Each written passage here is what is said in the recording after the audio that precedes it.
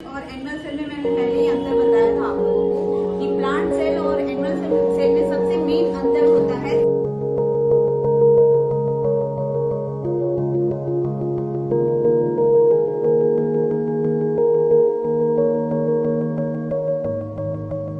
बिहार के सरकारी विद्यालयों से भी अब बच्चे आगे बढ़ रहे हैं और अपनी किस्मत बना रहे हैं।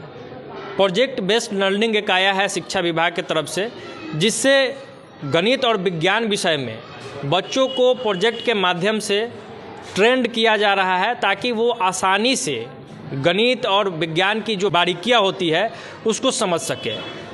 और इसकी जानकारी लेने के लिए ये प्रोजेक्ट बेस्ड लर्निंग बेसिकली है क्या, बच्चों को कितना लाभ हो रहा है, अभी हमारी मौजूदगी राजकीय मध्य विद्यालय बिसरहिया ढाका पूर्वी चंपारण में है। सीधे क्लासरूम में चलते हैं और यहाँ जो शिक्षिका हैं उनसे समझते हैं और बच्चों से भी समझते हैं कि क्या कुछ है।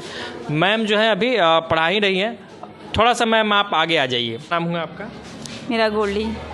अच्छा, ये जो प्रोजेक्ट बेस्ड लर्निंग की व्यवस्था की गई है ये है क्या, क्या करना है इसमें?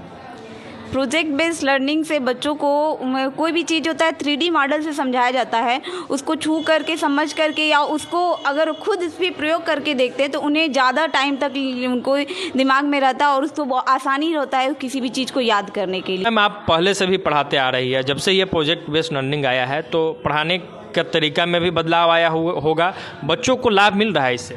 हाँ बिल्कुल, मुझे जैसा लगता है कि हाँ बच्चों को बहुत फ़ायदा मिलता है। बच्चे भी बोलते हैं कि मैम नाम पहले याद नहीं होता था लेकिन अब याद हो जाता है। साइंस में तो टर्म्स याद करना बहुत मुश्किल हो जाता है, तो बच्चे जब उसको खुद लिखते हैं और मैं क्लास में भी लगवा देती हूँ तो मैं बोलती हूँ कि तुम लोग एक बार उसको देखा करो, तो उससे हमेशा आँख के सामने पढ़ता रहता है तो बच्चे याद कर लेते हैं। तो बच्चों से भी प्रोजेक्ट अलग अलग तरीके का बनवाया जा रहा है? बिल्कुल हाँ, मैं हमेशा बनवाती हूँ। ये अभी कौन सा क्लास है? ये क्लास 7th है। क्लास 7th है। तो ज़रा बच्चों से भी हम बातचीत कर लेते हैं, अलग अलग प्रोजेक्ट बच्चों ने बनाया है। ज़रा करीब लाइएगा, उठिए बाबू। क्या नाम हुआ आपका? ज्योति कुमारी। क्लास 7th में हो, ये क्या बनाई हो? ज्वालामुखी। ज़रा करीब से दिखाइए ज्वालामुखी को। अच्छा ये बताइए कि इसमें एक लाइट जल रहा है। हाँ। क्या मतलब क्या किया है आपने, कैसे इसको तैयार किया है? पहले तो बोतल रखे, मतलब कि लाइट जो लेज़र लाइट उसको रखे, फिर ऊपर से रुई रखे कि लगे कि ज्वालामुखी फट रहा है।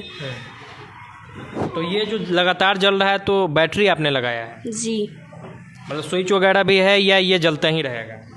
नहीं, ये जलता ही रहेगा।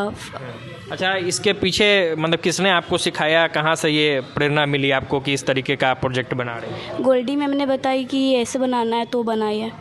अच्छा, पहले सरकारी स्कूल में इस तरीके की चीज़ें बहुत कम देखने को मिलती थी, अब ये हो रहा है तो आप लोग को फ़ायदा मिल रहा है इसका? जी।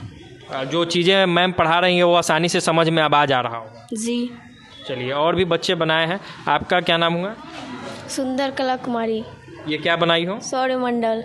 अच्छा, ज़रा सा बताओ तो कौन सा ग्रह कहाँ कहाँ है? ये सूर्य ग्रह है, ये बुध ग्रह है, ये शुक्र ग्रह है, ये मंगल ग्रह है, ये पृथ्वी ग्रह है, ये क्षुद्र ग्रह है। चलिए रुक जाइए।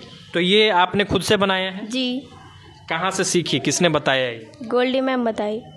अच्छा ये बताइए कि पहले ये सब चीज़ आप लोग को याद नहीं रहता होगा, जब ये प्रोजेक्ट के जरिए आपको समझाया जा रहा है, पढ़ाया जा रहा है, बनवाया जा रहा है, तो अब याद रहता है? जी। मतलब फ़ायदा हो रहा है इसका? जी। चलिए, और भी बच्चियाँ हैं। ये किसने बनाया है, क्या है ये? मानव हृदय आपने बनाया है? Yes sir. क्या नाम हुआ? मनीषा कुमारी। इसमें आप कुछ बता सकती है मानव हृदय के बारे में? ये महाधमनी है और ये फुफ्फुस धमनी है और ये बायां अलिंद है और बायां नीले है और ये दायां नीले है और दायां अलिंद है और ये महाशिरा है। और भी है, और किसने बनाया है? स्ट्रक्चर ऑफ ह्यूमन आई, क्या है ये? स्ट्रक्चर ऑफ ह्यूमन आई है। इससे आँख के जरिए हम किसी भी चीज़ को देख सकते हैं।